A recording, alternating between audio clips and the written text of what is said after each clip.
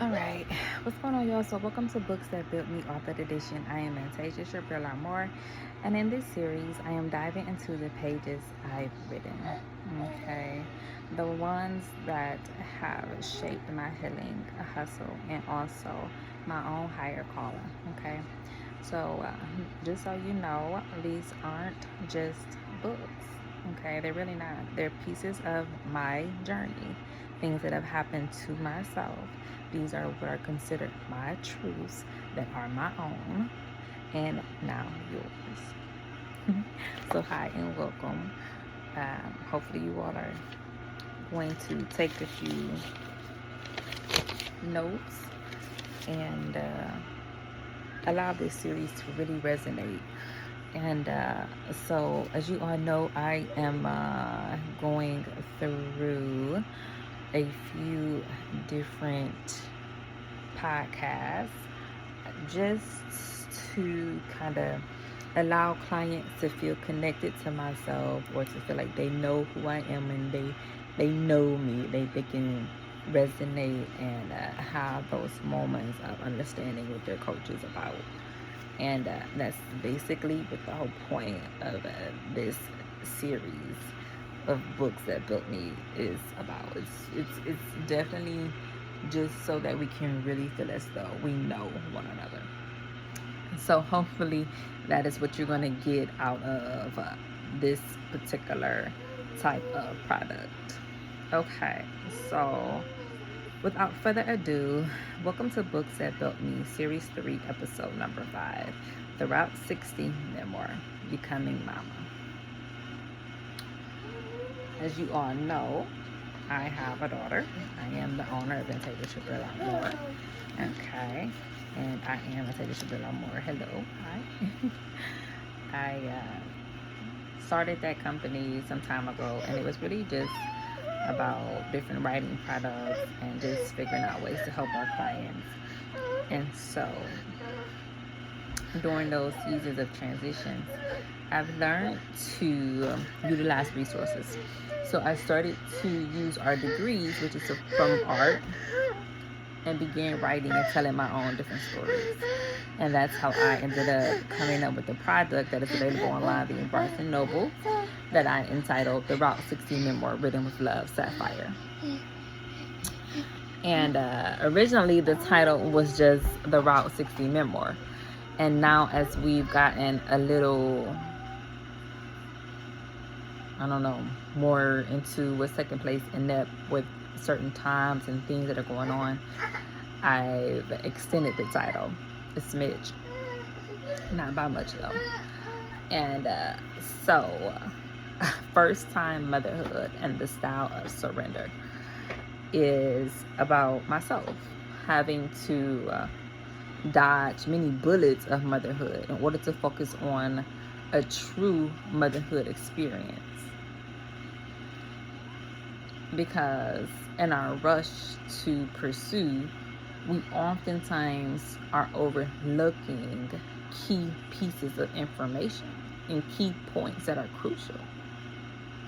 Because no one's going to want to find themselves coming home to a family or children that is undesirable, that are undesired. You know how difficult that's going to ultimately become? Repeatedly, day in, day out, day after day after day. So when you hear that mothers just pack up and leave, or the mom left, or something like that, understand where this comes from. So that's first and foremost. So I really love my daughter. I have really dreamed about us as a unit. I always am saying we're considered what I call a package deal. So that means that you're not going to get one without the other. No matter what people say or do, we're considered a package deal. So when we focus on unexpected motherhood and identity shifts, what did that mean?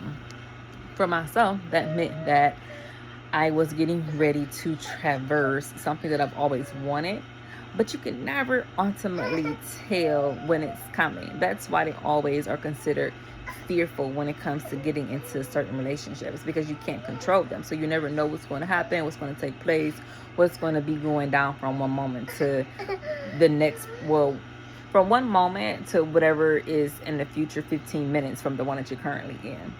And that's why sometimes people are fearful. They don't always want to get into relationships. Go over there. And they're not going to do it. And this is ultimately where some of those issues lies.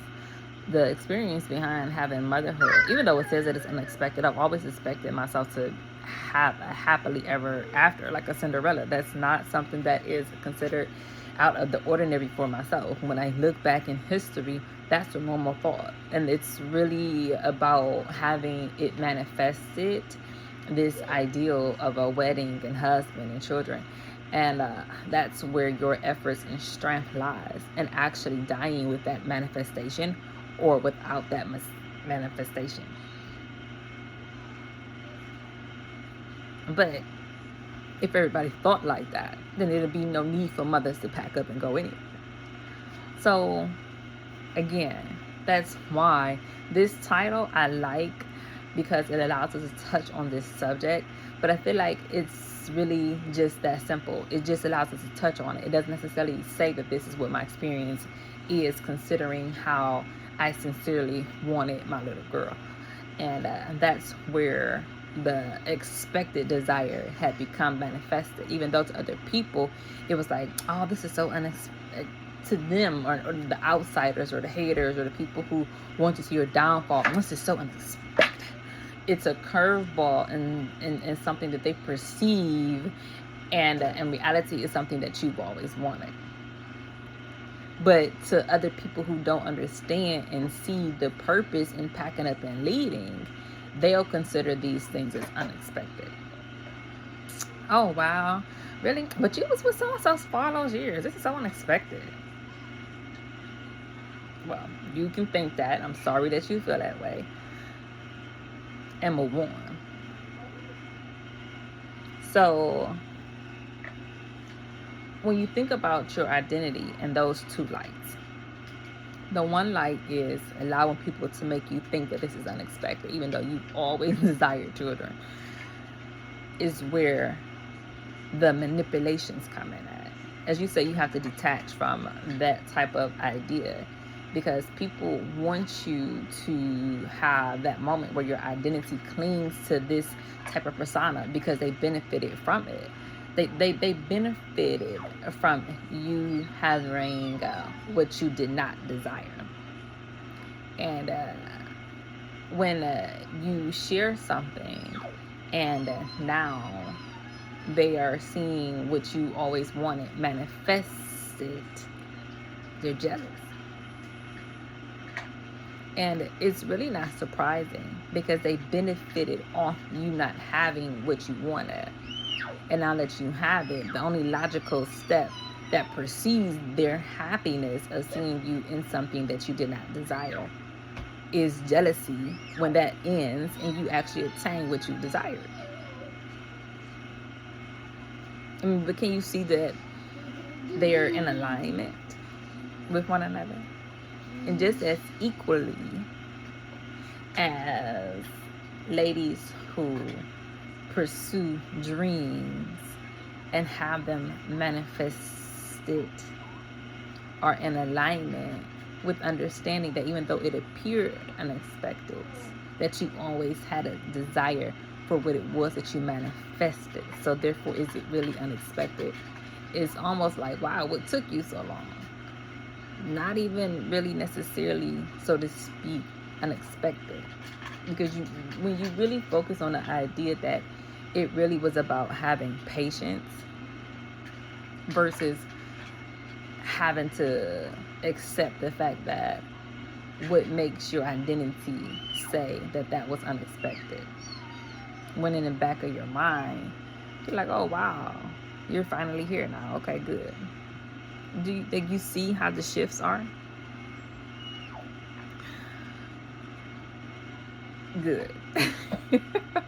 Okay, so we'll move on. So what I want to focus on for our coaching angle, I really want us to figure out what is it about when it comes to dealing with embracing softness with intention, because this is a really good point here. So many times, ladies, and I'm just gonna go ahead on and just assume it, like, and awareness, so that the fact is that alignment when you're dealing with those who are jealous of you having what you desire, and they also benefited off things that you had but didn't desire.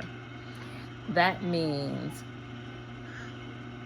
those people have become hardened in their hearts, because authentic, true friends are happy when you succeed in getting what it was that you desired. That's the authentic friend. They're quicker to congratulate you than they are to spit hate when they find out that you actually attained something that you desired. Those are the times where you realize and see for yourself, and that's ultimately how you can distinguish between the two. So the ladies that are like figuring out who there are, who their manifestations are, what that lady's like, and as they embrace her, you might notice that she'll become more subtle, softer in her approach, her speech, her tone. And you can see that that's a natural outcome of what it was that was manifested. Because let's say just think about this for a moment. Let's just pause. Because when you are in alignment with all of those desires, you really can see and notice how soft, how you have allowed what you wanted to manifest because you chose to embrace your softness. And when other people see this, they're shocked. And not necessarily because they didn't think that you was able to do these things to begin with, but just because they may have yet to experience being around somebody who was authentically soft. And that's a kind of sort of like, well, you know what?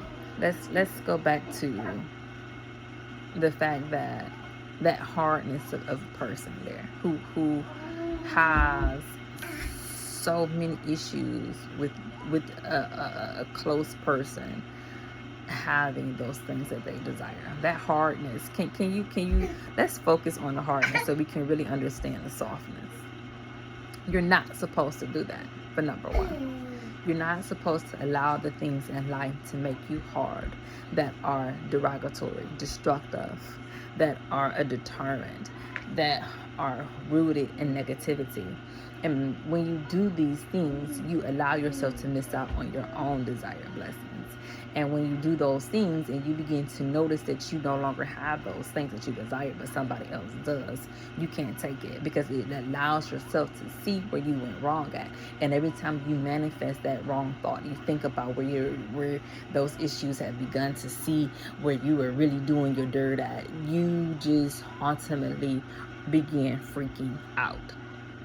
And what about that feels like a soft, flowing, flourishing, sweet, kind, yet in charge young lady? That idea is so rooted in thoughts of you not choosing to embrace your thoughts that really led to a successful, soft embodiment of what it was that you wanted to manifest. And now that has resulted itself in sickness and a negative mental attitude, and everything that you create just either looks deformed because your body is so tense and it's gotten so accustomed to that hardness that it has embodied and manifested things that look deformed. because your body is a temple. That softness represents your temple. Who wants to be pregnant with a rock? It's stiff, it doesn't move, it doesn't flow anywhere, there's no activity, it's just still as ever, as they what they call it, it's stillborn. There's nothing there, it doesn't do anything, or it's lumpy in all the wrong places because it's deformed. That again hurts just as badly as having a stillborn or carrying a rock that's 20 pounds for 30, 40 weeks at a time. It's unpleasant, it's uncomfortable, and it's unladylike, which means it's everything else but softness.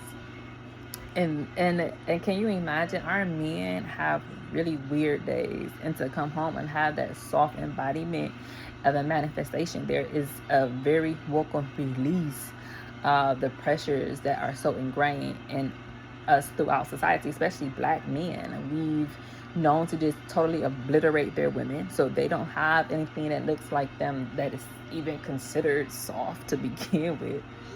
And then when we do, we may look up and spot something, but it's hard and deformed and kind of weird. So we know it's not really ultimately in the end going to come across as good for us because we want soft embodiment. So that's what I really want y'all to kind of take away. And then your style prompt is always about comfort and grace for you and your baby.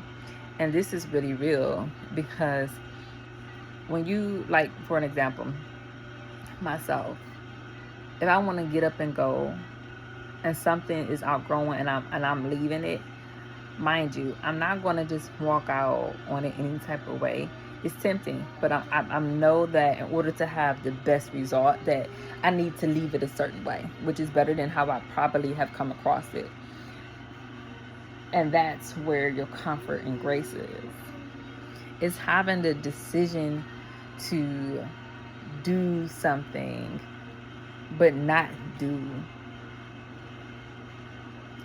what is considered a wrong thing. That's your grace. And that's really where you want to focus in at. So for you and your baby. All right, so I'm going to go ahead on Libria, wrap this out now. So let's do that now. All my ladies, thank you so much for spending time inside my story. Okay, because my goodness. So if this book spoke to your spirit, please do leave a comment. I love to hear what lie lingered for you all. Don't forget to subscribe for more truths from the titles that built me. And remember, your voice belongs on the page too.